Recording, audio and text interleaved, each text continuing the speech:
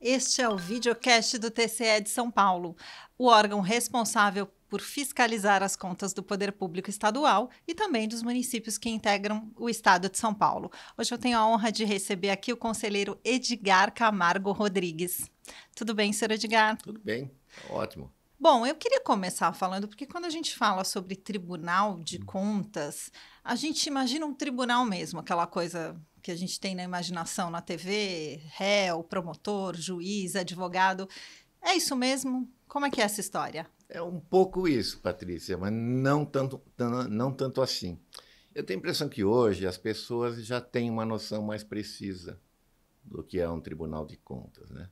Porque vem muito no noticiário, o TCU tem um protagonismo muito forte, está sempre nos jornais, na televisão, tal. As pessoas já perceberam que tribunal de contas, na verdade, existe para fiscalizar governos, né? As pessoas que lidam com dinheiro, que lidam com patrimônio público. O Tribunal de Contas de São Paulo também está sempre na mídia com as suas ações. As pessoas já percebem que não é aquele tribunal do Perry Mason, né? Sim. Eu falo Perry Mason por causa da minha idade, não sei nem se você sabe quem é Perry Então, Mason, lembra dele. explica pra gente o que que é. Perry Mason era um seriado de TV, né, que passava nos anos 60, que era sobre tribunal, né?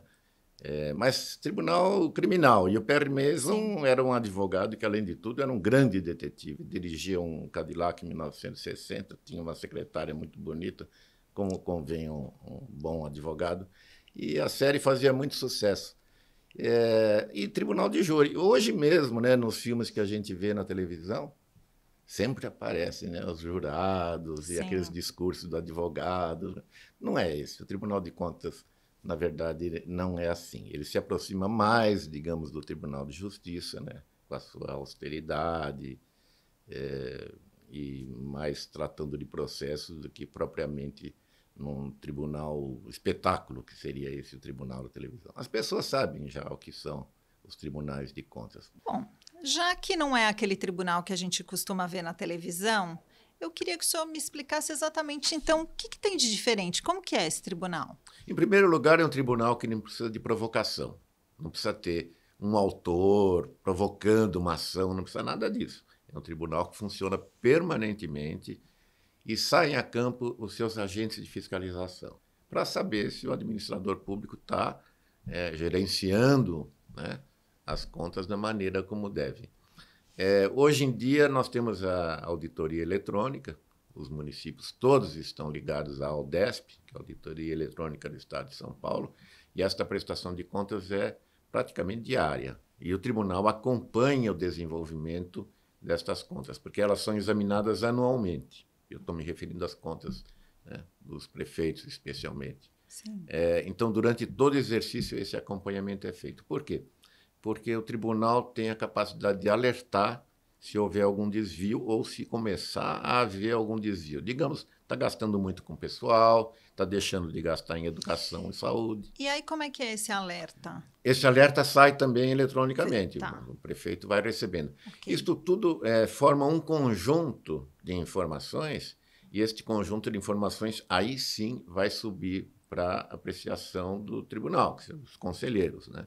Num primeiro momento, numa das câmaras, são duas câmaras de 3 conselheiros cada uma. Ou a primeira ou a segunda câmara, ela é sorteada, vai analisar. São 3 conselheiros que analisam, digamos, essas contas.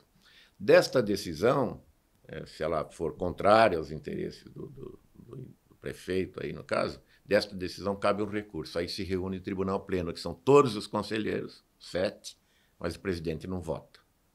Então, novamente, essas contas são reapreciadas agora com todos, né? E se elas estiverem ruins mesmo, coitado do prefeito, porque Não não tem faça. jeito. E tem um percentual bom de contas reprovadas, né? Sabe me dizer mais ou menos qual é esse percentual? Ah, mais de 30%. Está por aí. É muita conta rejeitada. Então, para a gente tentar explicar mais um pouquinho, qual a função exata de cada órgão dentro do TCE? Basicamente, a gente tem que entender como funciona, né, o TCE. Ele avaliza e avalia as contas de todas as pessoas que usam, administram ou gerenciam dinheiros públicos, né? Os prefeitos e o governador do estado de São Paulo, eles não são julgados pelo tribunal, mas as suas contas anuais recebem um parecer técnico e quem julga é o Poder Legislativo. Os demais, presidentes de fundação, o presidente do Tribunal de Justiça, o presidente da Assembleia, o presidente da Fundação Padre Anchieta, por exemplo, todos prestam suas contas e estes sim são julgados. Aí o tribunal funciona como um tribunal mesmo. Mas aí pergunto, por que a diferença? Porque e aí que eu acho que é a beleza do nosso modelo de controle externo. As pessoas às vezes reclamam, falam, mas o Tribunal de Contas deu um parecer contrário às contas do prefeito, digamos, de Pirassununga, e a Câmara se reuniu e aprovou as contas, derrubou o parecer. Mas como é que é esse trâmite? Pois é, mas veja que coisa fantástica. O prefeito foi lá porque o povo elegeu. E o povo que vai julgar pela Câmara. O ciclo se completa. Entende? Essa é a beleza do sistema democrático. Então, se a Câmara se reunir e achar que o tribunal, apesar de seu parecer, deveria ter aprovado as contas, ele pode fazer isso à vontade. Porque o prefeito pode não gastou na educação, não gastou na saúde, não fez as estradas que deveria, mas a Câmara acha que ele foi um bom prefeito, o povo acha que ele foi um bom prefeito e aprova suas contas. Isso escapa à capacidade do tribunal de decidir. Agora, os demais todos são julgados. Aí o povo não interfere mais, não. Bom, existe um relator, né, nesse processo, mas qual que é o papel desse relator? Às vezes tem relator, às vezes não tem. Porque, às vezes, quando não tem relator? O conselheiro pode decidir sozinho. Sabe? A decisão a gente chama de decisão monocrática. Dependendo do valor, da importância, da qualidade do processo, coisa mais simples, o conselheiro decide sozinho. Decide no seu gabinete, está decidido dessa decisão, aí sim cabe recurso para uma das câmaras. Mas o relator surge no colegiado, quando a decisão é tomada ou numa das câmaras, com 3 conselheiros, ou no pleno, como eu disse, com os 6, mais o presidente, que se for chamado a votar nos empates, ele participa. Aí o relator é aquele conselheiro incumbido de ter examinado o processo, uma vez examinado o processo, dizer, de maneira resumidamente, no que consiste, o que foi possível apurar e dar a sua opinião. É isso que é debatido, né? Então, se chama voto do relator. Então, em discussão, o voto do relator. O que se discute é aquilo que o relator trouxe para a Câmara ou que trouxe perante o plenário.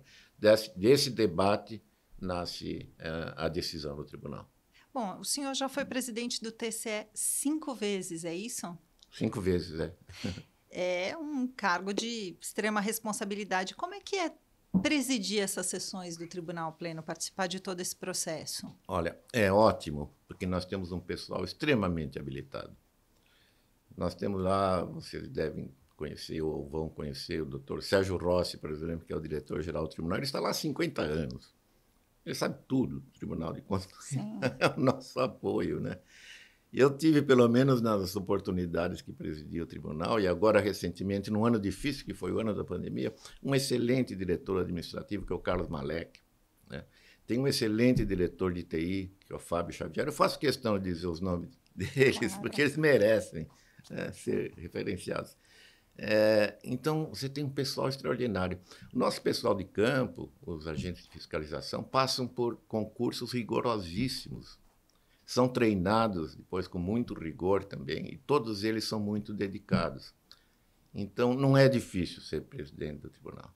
Não é. Nas 5 oportunidades, eu tive a felicidade de conseguir terminar os mandatos, acho, de maneira a ter colaborado de certa forma, né? E só não serei mais presidente, que ano que vem eu me aposento, né? Quando a gente fala que vê exatamente todas as contas do prefeito, do governador, me explica um pouco melhor, exatamente todas as contas, quais contas Não, há que números passam pelo básicos, TCE? né? Há números que são importantes porque são derivadas da Constituição, obrigações básicas. Por exemplo, nunca gastar menos do que 25% em educação. Tem que gastar no mínimo 25% em educação. E também tem os índices mínimos de saúde, tem o máximo de pessoal que ele pode gastar. Quer dizer, estes são os números básicos que o tribunal, em princípio, controla. Previdência, se deixar de pagar a previdência, também este é considerado um pecado capital. Pagamento de precatórios, que são as dívidas do município, têm que ser honradas naquele exercício, segundo uma programação anterior. Então, são basicamente esses aspectos que o tribunal acompanha. Independentemente disso, se o prefeito assina um contrato de uma obra, dependendo do valor, isso também é examinado. Aí, de maneira separada, quer dizer. Aí, de maneira separada, tem uma sessão extraordinária ou uma... Não, o processo é outro. O processo é outro. O processo é outro. Mas aí tem uma fiscalização mais... Sim. Aí o prefeito... Maior, digamos assim. Ele é chamado, inclusive, a dar explicações. Ou ele, ou o secretário dele, que assinou o prefeito, contratou a obra. Se ele tiver algum apontamento da nossa auditoria, da nossa fiscalização, aí ele se dá a oportunidade de defesa. Isso é importantíssimo. Todos têm o direito de se defender, né? Então, ele dá as explicações são examinadas tecnicamente pelas áreas do tribunal, pelas áreas de assessoramento e, finalmente, vai para o conselheiro ou conselheiros decidirem também nas câmaras ou no pleno. E aí ele dá... aí existe o parecer final e é possível recorrer ou não? Sempre é possível recorrer. Não, às vezes, se for final mesmo, não tem mais recurso. Agora, isto aqui tem uma atividade muito importante também do tribunal, que é antecipar o erro. Digamos, exame de edital. É uma das principais atribuições do tribunal hoje, exames de edital. É colocado um edital público para a construção de um viaduto. Qualquer pessoa que esteja acompanhando esse processo pode se dirigir ao tribunal e falar: há um defeito ali, consistente nesta. Quando o senhor fala qualquer pessoa, eu posso ir lá e apontar um erro? Olha... Perfeitamente. Okay. Como cidadão, qualquer cidadão pode apontar o erro a qualquer momento. Aliás, não precisa ser nem no edital, você pode representar. Sim. Se não estiver gostando de alguma coisa, não na Fundação Padre Anchieta, que te complica, mas numa outra secretaria, você fala: olha, essa secretaria aqui tem este erro. O tribunal recebe aquela representação, manda ver, manda investigar, e disso tem uma consequência. Sempre tem uma consequência, né? Alguém é responsabilizado, a menos que seja tudo certo, que também aí o tribunal reconhece.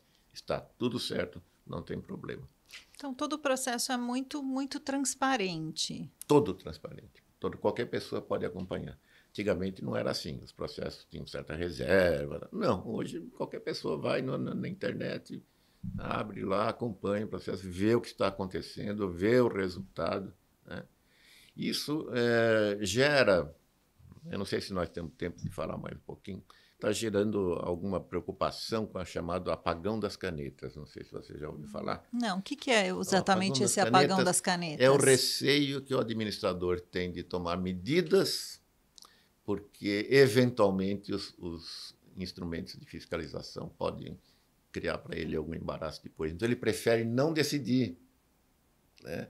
Isso parece que está acontecendo em alguma medida no Brasil, tanto que o Tribunal de Contas da União está fazendo até pesquisas para saber até que ponto isso acontece, e ele é real. Acredito até que a própria alteração recente da Lei de Improbidade Administrativa veio em razão um pouco disso aqui. Sim. Sabe? A pessoa do prefeito, do administrador, deixar de fazer alguma coisa com medo. Isso não pode acontecer. Tanto que nós temos, o tribunal há anos, há décadas, ele se esmera no ensino, na doutrina, nas reuniões com o pessoal. Nós estamos investindo muito na qualificação do pessoal das administrações, especialmente nos municípios. Eu acredito que dessa especialização, do interesse que possa ser despertado nas pessoas com relação à administração pública, deva surgir lideranças autênticas, lideranças políticas autênticas e informadas. Esse trabalho E eu acho valiosíssimo o que o tribunal faz. Eu queria agradecer a sua participação, a participação aqui do senhor Edgar Camargo Rodrigues. Muito obrigada. Chegamos ao final de mais um videocast do TCE de São Paulo. Até a próxima. Tchau.